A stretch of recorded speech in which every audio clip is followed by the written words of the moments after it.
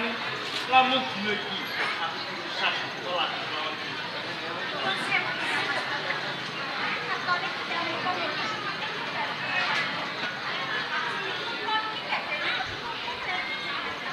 Lantip ing pamikirmu. Mulur nganti aku jago dedapan lawan kowe. Mergo apa? Aku kapidak ing panguwasa saka ngersane Kanjeng Rama. Babar pisan aku ora tresna lawan kowe malah kaporo.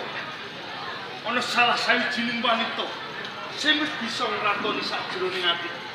Ora ana liya mung sakit Rama.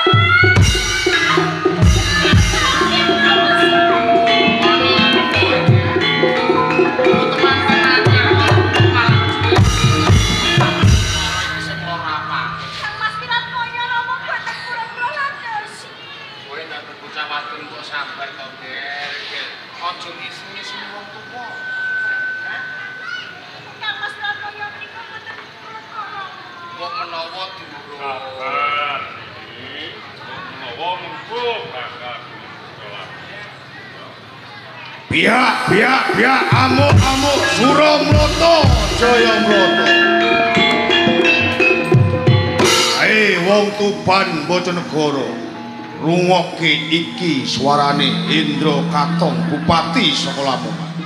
Amun Kumalaretna ora tok pasrahke ning tangan Tuban lan Bojonegoro bakal tak bakal.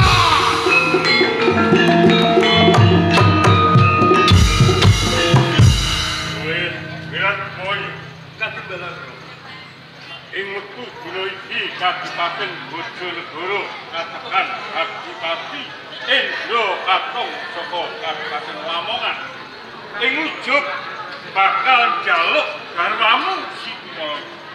Nek kados ngaten nyuwun pamit. Awas. Jaluk pamit nganti garwamu ki aku. Kunjuring perkawis dumawah wonten ing Kumalaretna. Mbok bilih Kumalaretna kula aturaken wonten ing Kabupaten Lamongan. Perkawis menika rampung, Ro. Gerak kowe. Gane kepiye? Kumalaretna ki garwamu. Jeneng garwa iki basan segalaning nyawa. Ana nenunan sadumuk bathuk sakyawi bumi. Kebasan cilik galak anake gedhe gonjak bojone. Yen perlu kudu direwangi pecahe dodo udahe mudira. Lajeng kados kados pundi, Ro? Ayo kowe kudu ngadepi Adipati Indra Katong. Yen perlu aditata saon bareng kawamu. Kudu maju perang. Nggih, kula nyuwun pamit, Ro. Yo. Wiratoyo. Paring Bapak.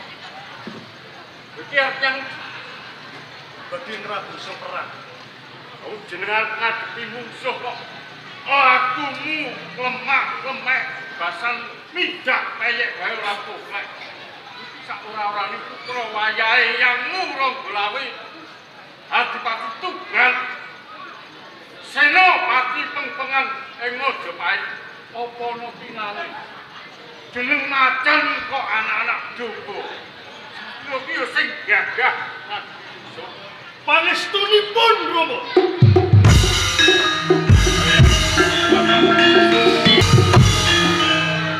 Kaput saka pandu. Janji Sri Wunung. Jelar 10 Kang. Sebentar badhe tumut suweten. Pun Kakang bakal jumangkah ngundurake Adipati saka Kabupaten Lamongan. Pun panjenengan jalaran penjen menika nembe temantenan enggal. Monggo kula aturi kundur. Dipun skecaken anggen pitra temantenan kalian Mbok Kumalaretna. Kersanipun kula ingkang ngadepi tiyang Ojo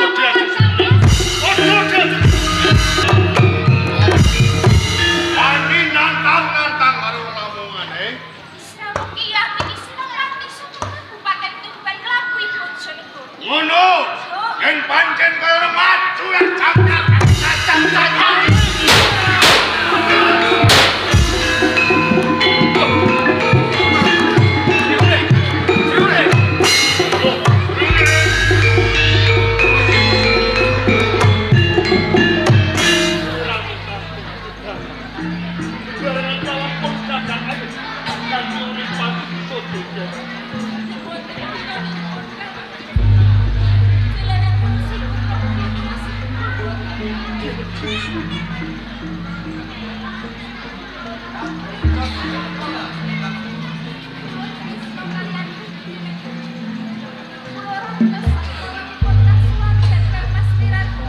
ajeng serune. Serune.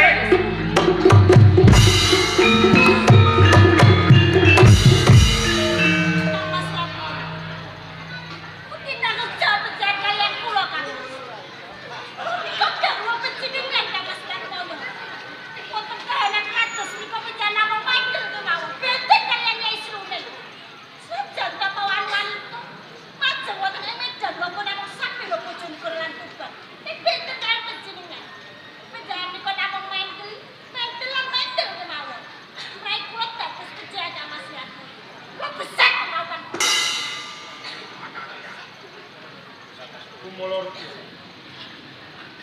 sing gedhe pangapuran sakwise kuwi lan aku karesmekake aku durung tau netepi kewajiban ora sah kok perintah perkara iki aku bakal jumangkah nanging ngerteni ono molor jumangkah ora sabina tumbang bojoku apa maneh mung sakti aku sabelo katresnanku jatuh selesai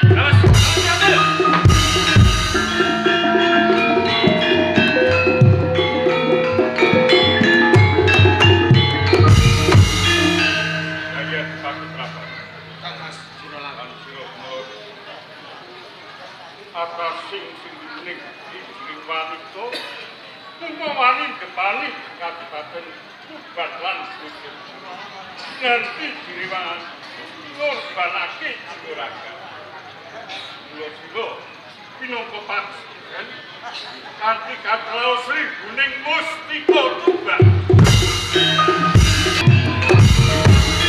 aku ketemu karo kowe umolor tak jaluk merasa gagal mus abrani wayah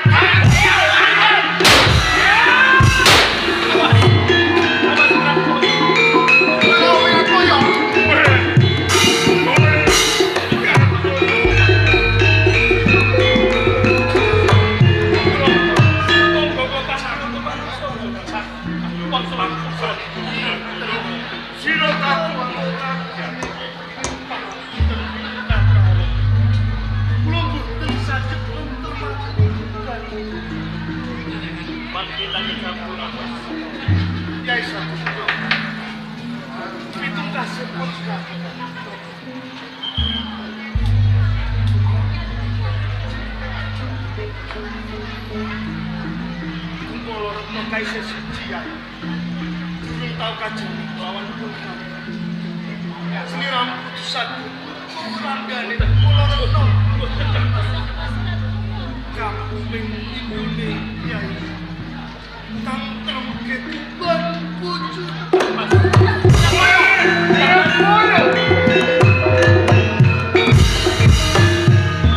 Sadaya. Ojo kaya bocah cilik. Adepi hati-hati. Kantone ngentik kamu.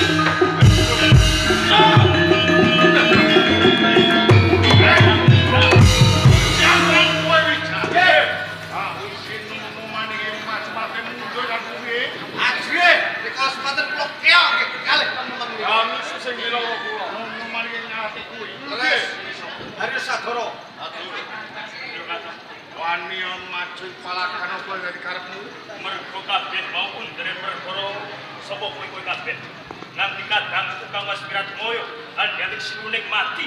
Iki karo saka tangan. Ora tak sewahi. Pindane kowe utang nyawa kelawan aku. Wis titiwancine kowe kudu nyaur kelawan aku.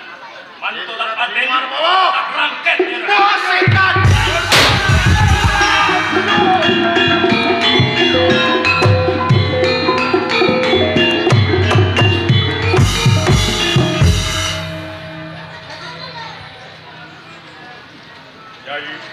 Batu Kraton. Kados kok. Nyatane ngapapi ndok katon sandane tumpes tampistan mutilas.